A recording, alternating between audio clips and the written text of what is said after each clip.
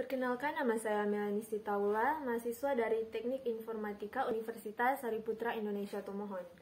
Pada saat ini saya akan mempresentasikan sedikit mengenai sejarah filsafat timur yang berasal dari bangsa kuno. Jadi, sejarah merupakan bagian dari kehidupan yang integral dan banyak yang dapat dipelajari darinya. Perjuangan dan kerja keras orang yang hidup di masa lampau merupakan satu aspek yang bisa dipelajari oleh mereka yang hidup di zaman sekarang ini. Melalui pembelajaran sejarah, didapatlah dipetik pesan moral dan kebijakan yang berguna dan menghindari kesalahan yang sama serta membangun masa depan yang lebih baik. Selain itu, berpandangan dan berpikir jernih bukan hanya kebiasaan yang dilakukan di Yunani kuno. Wilayah Asia seperti Cina, India, dan Persia juga memiliki filsafat yang menentukan kebijaksanaan mereka sendiri. Mereka pula yang mengawali ilmu kebijaksanaan tersebut, walaupun istilah filsafat bukan dari diri mereka. Namun, bukan berarti eksistensi mereka dalam dunia pemikiran yang sedikit. Filsafat Timur merupakan perintis dari filsafat Yunani kuno yang memiliki sejarah lebih jauh daripada filsafat Yunani kuno sendiri. Peradaban India memulai eksistensinya di daratan Indus yang sekarang kita kenal dengan nama India sekitar tahun 1000 sampai 600 sebelum Masehi. Peradaban Cina yang hadir di panggung sejarah di dalam pemerintahan dinasti ke dinasti pada tahun 1027 sampai 506 sebelum Masehi. Sebelum filsafat Cina, India dan Persia muncul, peradaban awal telah berkembang di Asia, yakni Mesopotamia, Assyria, dan Babilonia. Peradaban Sumeria di dataran Mesopotamia yang membentang dari Tigris hingga Efrat pada sekitar tahun 3000 sampai 2350 sebelum Masehi. Mereka bermukim di dataran rawa dan padang rumput yang berair yang terdapat di dalamnya negara-negara kota yang sering hidup berdampingan selama 5 atau 6 abad pertama di sejarah peradaban mereka. Berawal dari pemikiran-pemikiran para filsuf yang mengembangkan ide-ide mereka di Cina, India, dan Persia, maka lambat laun filsafat yang mereka berubah menjadi agama yang dianut oleh banyak orang.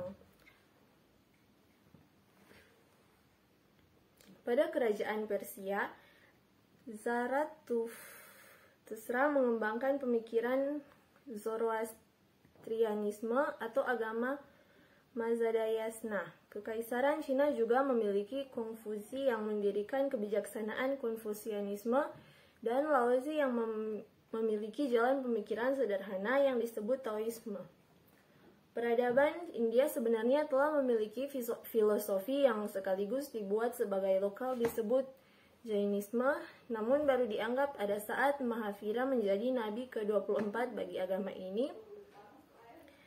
Dan bersamaan zaman juga dengan Siddhartha Gautama yang mendapatkan pencerahan dan bertapa di bawah pohon Asata yang kemudian menjadi agama Buddha. Brahmaisme atau Hinduisme juga telah menjadi agama yang berkembang di India selama puluhan tahun sejak zaman filsafat India bermula. Kemudian agama-agama besar tersebut berkembang pesat hingga keluar dari negeri asalnya dan memiliki gelar agama kebumian karena bukan termasuk agama Samawi yang juga berkembang bersama mereka. Dengan demikian, sejak dahulu hingga sekarang menjadi bahan pembelajaran bagi setiap orang yang ingin memiliki pandangan hidup yang lebih baik. Di timur, filsafat juga telah berkembang pesat di berbagai belahan Asia seperti Cina, India, dan Persia. Konfusianisme, Mohisme, Daoisme berkembang di dinasti-dinasti Cina kuno. Tertentu saja filsafat timur tidak datang begitu saja, lalu dapat diterima semua orang. Tahapan-tahapan sejarah yang panjang terdapat di dalam masing-masing aliran filsafat tersebut. Dengan banyaknya filsuf yang menyebarkan ajaran dan penganut yang mengimaninya, setiap ajaran filsafat ini kemudian berkembang menjadi agama yang dipercayai di daerah tersebut, baik itu di Cina, India, maupun Persia.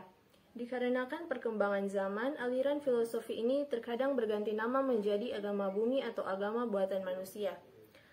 Buddha, Hindu, Konghucu, dan Zoroastrianisme merupakan contoh dari agama bumi yang masih banyak dianut oleh orang-orang di Cina, India maupun Persia.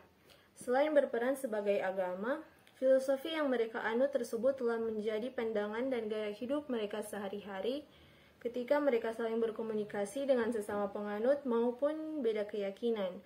Lagi pula dengan tantangan agama yang lebih besar seperti Islam, Nasrani, dan Yahudi, agama-agama ini masih dianut oleh masyarakat yang telah cocok dengan agama tersebut sejak lama.